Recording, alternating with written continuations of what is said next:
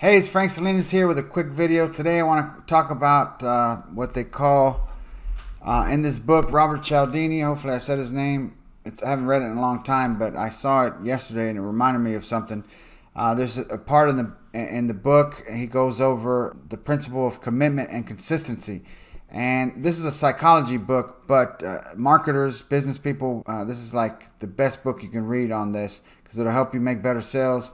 It'll help you get better at business. But this principle that he talks about, commitment and consistency, it's a law, it's a principle that is everywhere, and it's even in relationships. And so I'm thinking about people that I know from the past and family and things like that. Sometimes people stay in bad relationships because they want to stay looking consistent, and they feel the pressure from themselves and from their friends, their family, to stay committed, because as humans, we sometimes tend to not want to, shake the boat. We want to stay looking consistent with whatever that image is. And this is why sometimes even like, let's say you're younger, you get some tattoos and you hang out with gangsters and all this other stuff. And that idea of yourself, you want to stay consistent of that. And sometimes our own peers can be like those crabs in a bucket, where there's one crab trying to get out and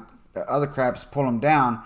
And so we want to stay looking consistent. We want to stay aligned with whatever decisions we've made, right? However we see ourselves and others see us, then typically we want to stay consistent with that, and we don't want to be labeled as a flip-flopper or, hey, what the hell, why are you doing that? You normally wouldn't do that. And so sometimes that goes against us. Commitment and consistency exists in business and marketing and everything else, but in life it's there as well. So you got to be aware of stuff like that. Maybe you're watching this and I don't even know you personally or whatever, and you might be in a relationship where you're being abused, where you're being verbally abused, physically abused, beat up, whatever it is. And there's a principle at play here that you don't realize. It's called commitment and consistency. You committed to the relationship. Maybe you're married, so you signed that marriage certificate. They even mention that in the book, where they've done studies and things like that, where when people like sign something or commit to something publicly where everyone sees it, they're more likely to say yes in relation to that commitment, and they're more likely to comply. It reminds me of one of the studies that's in the book. When someone commits to something privately, they can change their mind easier.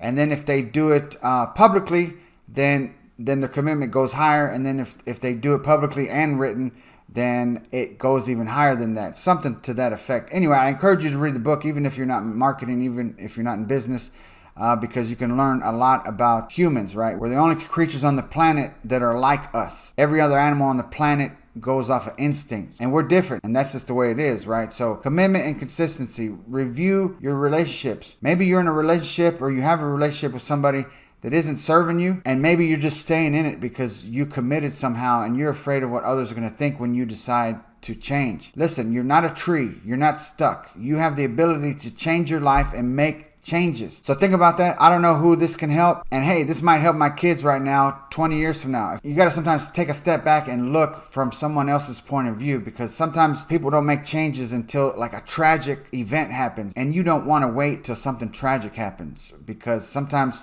it can be really bad. So with that being said, evaluate your relationships. If you know in your heart that you are in a relationship that isn't serving you, then make a change. Get help. Seek help. Who cares what people think? I tell my kids this all the time. You need to value what you think of yourself more than anyone, and who gives a flip what anyone else thinks about you. If you know in your heart that it's the best thing for you and your kids and you and your family, or just you, do it. And pay no mind to what your friends and family think. As long as you know that it's right, then that's all that matters, right? Because you got to put your mask on first. So with that being said, make it happen today. Read the book, or get the audiobook, or see if it's on YouTube. I encourage you to consume it because I think it'll help you out. We'll talk to you soon, and we'll see you on the next one.